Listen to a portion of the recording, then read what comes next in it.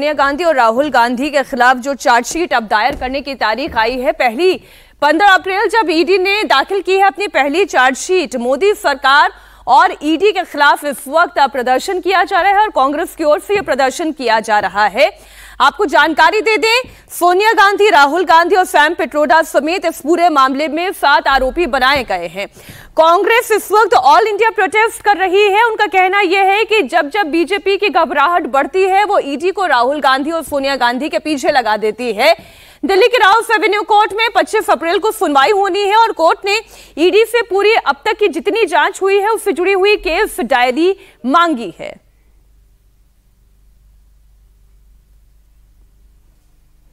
अब देखें, गांधी परिवार के खिलाफ ईडी ने जो एक्शन लिया है और इधर बड़ी खबर आपको दे दें, रॉबर्ट वाड्रा से जमीन मामले में भी आज एक बार फिर पूछताछ हो रही है।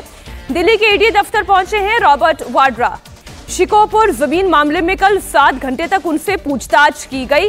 डीएलएफ को जमीन बेचकर प्रॉफिट कमाने का आरोप लगाया गया है। सरकार बदले की भावना से कार्रवाई कर रही है, ऐसा कहना है रॉबर्ट वाड्रा का। रॉबर्ट वाड्रा से जमीन मामले में आज एक बार फिर पूछताछ हो रही है। कल भी पूछताछ हुई थी, लंबी पूछताछ चली थी। अब ये तस्वीरें इस वक्त आप देख रहे हैं, दिल्ली से ये लाइव तस्वीरें सामने आई है ईडी दफ्तर के बाहर। इस वक्त प्रियंका गांधी इन तस्वीरों में दिखाई दे रही हैं। ये तस्वीरें आप देखें, प्रियंका गांधी वाड्रा इस वक्त इन तस्वीर में दिखाई दे रही है। ईडी के सामने रॉबर्ट वाड्रा को हाजिर होने के लिए कहा गया है। तो वहीं दूसरी तरफ नेशनल हेराल्ड केस को लेकर सोनिया गांधी और राहुल गांधी की भी मुश्किलें हैं। ये तस्वीर देखिए, रॉबर्ट वाड्रा अंदर पूछताछ के लिए जाते हुए। हालांकि कल जब वो मीडिया के सामने आए थे, उन्होंने एक बार फिर से दोहराया था कि दुर्भावना की वजह से ये कार्रवाई की जा रही है, इस मामले में कुछ नया नहीं है। वही घिसे पिटे आरोप उनके ऊपर लगाए जा रहे हैं और अभी तक अगर कोई एक्शन लेना था तो कोई एक्शन क्यों नहीं लिया गया। जो सरकार ईडी विरोधी है वो भी ये बात पूछ रहे हैं, सवाल उठा रहे हैं। आपको बता दें, पहले कल वाड्रा से 7 घंटे से ज्यादा की पूछताछ की गई थी। आज एक बार फिर उन्हें पूछताछ के लिए बुलाया गया है। उन पर आरोप यह है कि उन्होंने हरियाणा में किसानों से खेती की जमीन खरीदकर उसका लैंड यूज बदलवाया। वाड्रा ने यह जमीन कॉलोनी बसाने के लिए खरीदी और कमर्शियल लाइसेंस हासिल करने के बाद इस जमीन को रियल एस्टेट कंपनी डीएलएफ को 58 करोड़ रुपए में बेच दिया। इस तरह से उन्होंने इस प्रॉपर्टी से 700% की कमाई की। इस मामले पर पहले ही काफी सियासत और पूछताछ हो चुकी है। अब ईडी ने एक बार फिर से यह फाइल खोलकर वाड्रा को सवालों के घेरे में खड़ा कर दिया है। ईडी दफ्तर से ये तस्वीरें आप देख रही हैं, 2 तस्वीरें। एक तरफ रॉबर्ट वाड्रा की आज दूसरे दिन भी पेशी हुई है। उनका साथ देने के लिए उनकी पत्नी प्रियंका गांधी वाड्रा भी पहुंची ईडी के दफ्तर। अभी थोड़ी देर पहले ही हमने तस्वीरें आपके सामने रखी। इधर रॉबर्ट वाड्रा ने भी इस पूछताछ को लेकर सवाल उठाए कि 7 साल के गैप के बाद फिर से ये सवाल क्यों उठाया जा रहा है। मुझसे वही सवाल रिपीट क्यों किए जा रहे हैं। 20 साल पुराना केस, तंग करने का ये तरीका है, इससे ज्यादा कुछ नहीं। क्लीन चिट मिलने के बाद दोबारा सवाल पूछना, इसके पीछे मंशा क्या है। ईडी की पूछताछ पर वाड्रा ने यह सवाल खड़े किए।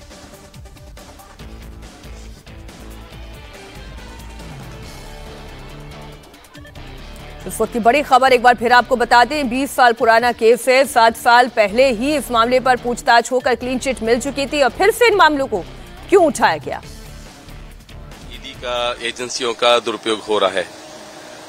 जो मुझे समन दिया गया है, यही सवाल मैंने 2019 में जब मुझे समन दिया गया था 2 ECIR में, मैं 15 बारी गया था। जयपुर और दिल्ली में ईडी के दफ्तर 10-10 घंटे बैठा हूं और मैं ये कहूंगा कि जितने भी सवाल थे उसके पूरे स्पष्ट जवाब दिए हैं मैंने। और मैं ये कहूंगा कि 7 साल का गैप की जरूरत नहीं थी। उसी समय यही सवाल जो पहले दे दिए गए हैं फिर से ECIR कर लेते, उसी समय मांग लेते हैं या मुझे समन कर लेते। अब दोबारा 7 साल के बाद उनको क्या लगा है कि मेरे को फिर से बुलाया गया है और फिर से वही सवाल रिपीट किए जा रहे हैं। ये जो केस है 2008 का केस है, 20 साल पुराना केस है। अगर मतलब कोई सबूत नहीं है उनके पास या कुछ मिल नहीं रहा है तो तंग करने का ये तरीका है, दुरुपयोग हो रहा है। और ये हो रहा है क्योंकि जो गवर्नमेंट है, जो सरकार है अभी जो चल रही है, उनको तो पूरे देश में ईडी का गलत इस्तेमाल करना है।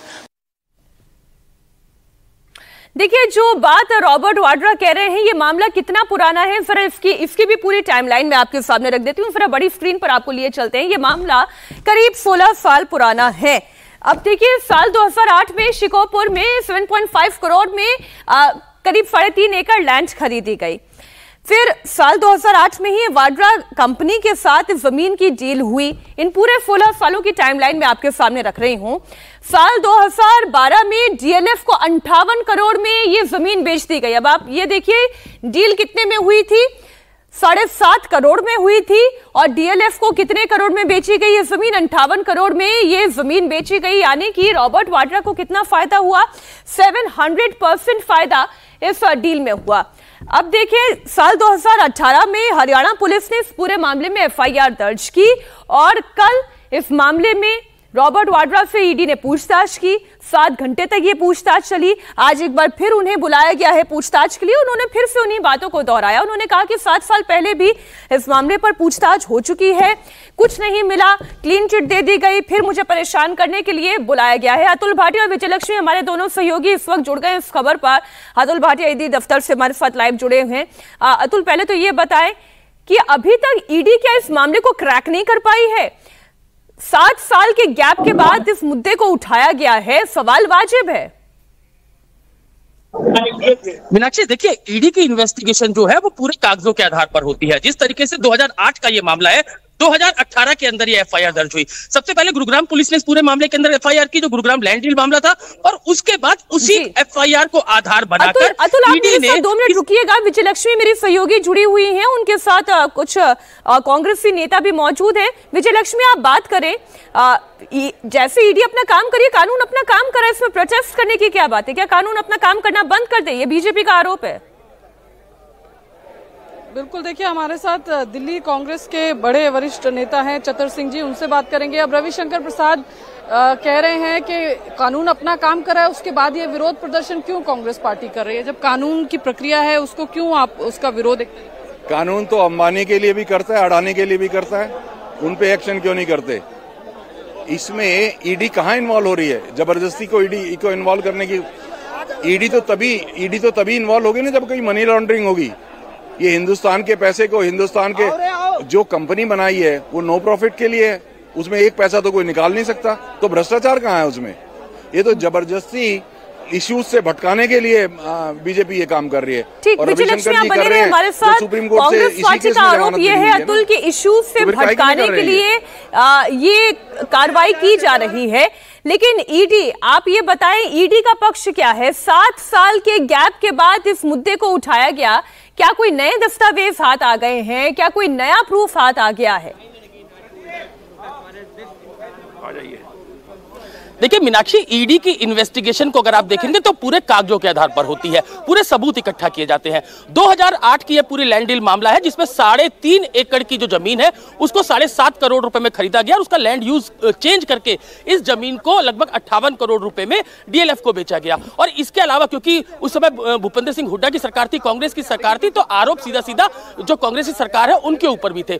तो यही कारण था कि जब 2018 के अंदर पहले गुरुग्राम पुलिस ने उस पूरे मामले के अंदर एफआईआर दर्ज की और उसके बाद इसी एफआईआर को आधार बनाकर जो ईडी है उसने इस पूरे मामले के अंदर ईसीआईआर यानी कि एफआईआर दर्ज की। अभी कल जब जो रॉबर्ट वाड्रा है उनको पूछताछ के लिए बुलाया गया तो तमाम सवाल किए गए थे इस लैंड डील को लेकर और उसके बाद लगभग 6.5 घंटे की पूछताछ जो है वो रॉबर्ट वाड्रा से की गई और आज फिर उन्हें ईडी दफ्तर के सामने पेश होने में, ईडी हेडक्वार्टर पेश होने के आदेश दिए गए थे। और अब से कुछ देर पहले मीनाक्षी, यहाँ पर जो रॉबर्ट वाड्रा है उनके साथ में जो है प्रियंका गांधी वाड्रा भी यहाँ पर पहुंची है। और जब जो रॉबर्ट वाड्रा है वो ईडी दफ्तर जा रहे हैं अंदर तो बाकायदा प्रियंका ने उनको हक किया और अब क्योंकि लेट नाइट जो है वो प्रियंका बाहर से पहुंची है और अब वो ईडी दफ्तर जब पहुंचे हैं रॉबर्ट वाड्रा तो उनके साथ में प्रियंका गांधी वाड्रा भी यहाँ पर मौजूद है। अभी भी आप वो जो है प्रियंका यहीं पर ही है और जब ईडी हेडक्वार्टर के अंदर रॉबर्ट वाड्रा की एंट्री हो जाएगी तो उसके बाद वो यहाँ से निकलेगी। इससे पहले भी हमने देखा था कि जब भी रॉबर्ट वाड्रा से पूछताछ की गई थी तो उसमें जो प्रियंका गांधी है वो साथ होती, जब राहुल गांधी से पूछताछ नेशनल हेराल्ड मामले में की गई थी, तब भी प्रियंका गांधी उनके साथ देखी जाती थी कि ईडी दफ्तर वो पहुंचती थी। तो आज फिर प्रियंका गांधी वाड्रा जो है वो ईडी दफ्तर पहुंची है रॉबर्ट वाड्रा के साथ में, और अब से कुछ देर बाद यहां से जो प्रियंका गांधी वाड्रा है वो यहां से निकल जाएंगी, जब ईडी हेडक्वार्टर के अंदर पूछताछ शुरू जो है वो रॉबर्ट वाड्रा से हो जाएगी। हमारे साथ एक बार फिर विजय लक्ष्मी का हम रुख करते हैं, वो कांग्रेस हेडक्वार्टर पर हैं और कांग्रेस मुख्यालय में बड़ी हलचल है। विजय लक्ष्मी, आप नेताओं से बात करें, आगे की उनकी रणनीति क्या है, क्योंकि ईडी अब तो 25 तारीख को न सिर्फ अपनी पूरी केस फाइल सौंपेगी, कोर्ट के सामने रखेगी, कांग्रेस पार्टी इस मुद्दे को कैसे आगे लेकर जाने वाली है? देखिए मीनाक्षी, इस वक्त अगर आपको दिख रहा होगा तो मेरे पीछे पूरा कांग्रेस के झंडे हाथ में लेकर के तमाम ये कांग्रेस के नेता जो हैं यहाँ पर खड़े हुए हैं, और कांग्रेस पार्टी जो है वो लगातार यही कह रही है कि इस मुद्दे से ध्यान जो है कई मुद्दों से भटकाने का काम कांग्रेस पार्टी जो है वो सरकार कर रही है, और इसलिए जो है ये कार्रवाई कांग्रेस के नेताओं के खिलाफ किया जा रहा है। टाइमिंग पर खास तौर से सवाल जो है वो कांग्रेस के नेता उठा रहे हैं, और देखिए अभी ये तमाम कांग्रेस के यहाँ पर नेता हैं, कार्यकर्ता हैं जो झंडे हाथ में लेकर के यहाँ पर लगातार जो है विरोध प्रदर्शन जो है वो कर रहे हैं, और ईडी दफ्तर तक मार्च। क्या आप लोग ईडी दफ्तर तक मार्च करेंगे? क्या आप लोग? हाँ, बिल्कुल करेंगे, हम पूरा विरोध करेंगे। और अमित शाह और मोदी का यही काम है, जब उनको लगता है कि उनकी कुर्सी हिलने वाली है। अभी हमारे राहुल गांधी जी बहुत अच्छा गुजरात में जो काम कर रहे हैं, ईमानदारी से कर रहे हैं, तो उनको डर लग रहा है कि हमारी कुर्सी हिलने वाली है। तो जब जब ये कोई भी कार्य होता है या कोई इलेक्शन होता है, तभी भी ये ईडी को पीछे लगाते हैं कि ये बिल्कुल यहाँ पर कह रही है कि जब भी कोई काम होता है या कांग्रेस थोड़ा आगे बढ़ती है, तभी क्या आपको लगता है कि प्रतिशोध में कार्रवाई हो रही है? क्योंकि बीजेपी तो कह रही है कि कानून अपना काम कर रहा है, कांग्रेस क्यों? कानून को ये काम करने कब देते हैं? कानून अगर अपना काम कर रहा होता तो ये 2022 के अंदर जून महीने के अंदर राहुल जी से 55 घंटे की आपने इंटरोगेशन करी थी। एक नॉन फॉर प्रॉफिट में कंपनी बनी हुई है, सेक्शन 8 के अंदर कंपनी बनी हुई है, उसमें कोई 1 रुपए का कोई कैश का लेन देन हुआ नहीं है।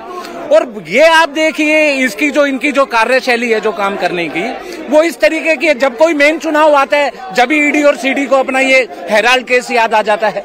उससे पहले आज 3 साल हो गए पूरे, पिछले 2022 जून में आपने ये कार्रवाई शुरू करी थी हेराल्ड केस की, और आज फिर जून आने वाला है, नेट 3 साल होने जा रहे हैं, और बिहार चुनाव मेन आने वाला है। आप ये जो डराने की जो राजनीति है मोदी जी, इसको बंद कीजिए। देखिए कांग्रेस के तमाम जो कार्यकर्ता हैं मीनाक्षी, वो यहाँ पर यही आरोप लगा रहे हैं कि डराने की कार्रवाई जो है वो भारतीय जनता पार्टी कर रही है और मुद्दों से ध्यान भटकाना चाहती है। कांग्रेस का आरोप ये भी है कि क्योंकि राहुल गांधी एक्टिव हैं गुजरात में, कांग्रेस अपने संगठन को मजबूत करने पर काम कर रही है, जिससे भारतीय जनता पार्टी जो है वो डरी हुई है, ऐसा कांग्रेस के नेताओं का और जो समर्थक हैं उनका आरोप है, और इसीलिए उनको लगता है कि ये कार्रवाई जो है इस टाइम पर की जा रही है। आप बने रहिए हमारे साथ। एक बार फिर अतुल आपके पास आ रही हूं।